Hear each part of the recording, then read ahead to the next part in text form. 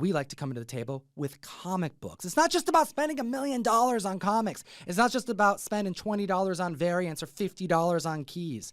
Nah, you got to keep up with your pull list, yo. And Ryan, what did you read? Because I'm looking at Ed Brubaker, Sean Phillips, and I know it's good when I see those names.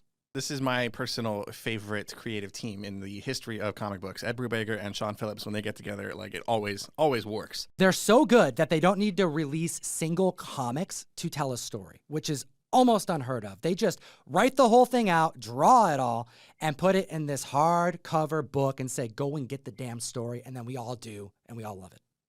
This is Night Fever. Ed Brubaker, Sean Phillips, just came out this last week, and Tom is right. This is it. This did not come out in single issues before this. This was in the catalog as a $25 hardcover, one-shot hardcover story, which is the way they do it now because, again, like Tom said, the things they create are so good and so popular and so successful that they don't have to go through the direct market, single issue format first, which I think is fun. It makes for a nice change of pace from your weekly pull list stuff. Dude, how many Reckless volumes have they made in the last couple of years? It's got to be over a few.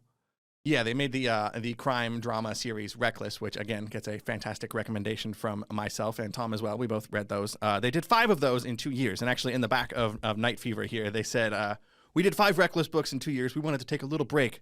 But instead of taking an actual break, we just wrote something else instead. They're not really taking a break. They're just switching gears, which I appreciate because I love everything they do. What's the cover price on that? $24.99. Ah.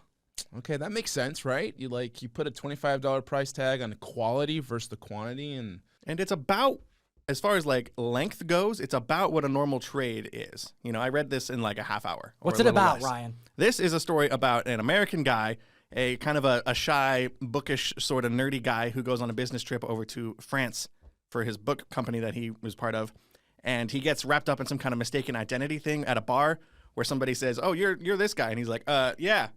I'll just pretend to be a different guy," and that sets him off on this total weird, nightmarish trip that he takes where he ends up doing a bunch of really dark stuff under the cover of this other guy's identity because now he feels free, and he's got this other personality that he can kind of just fall into. It's got echoes of Dr. Jekyll and Mr. Hyde in that sense. There's a lot of Alfred Hitchcock kind of thriller suspense aspects in here, but also sort of like a Fight Club Tyler Durden sort of vibe going on in here. He meets this guy who really unlocks the primal side of him that it's creepy. It's a little creepy. It's a cool, really quick one-shot graphic novel. I definitely recommend it. Some Bill Murray Man Who Knew Too Little vibes. Did you flush? There's got to be at least one person who knows that joke. Add this to your pull list.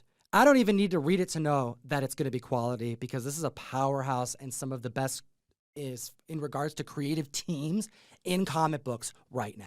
Yeah, read everything they do, just like me. Go read Criminal if you haven't already. That's my favorite thing they've ever done.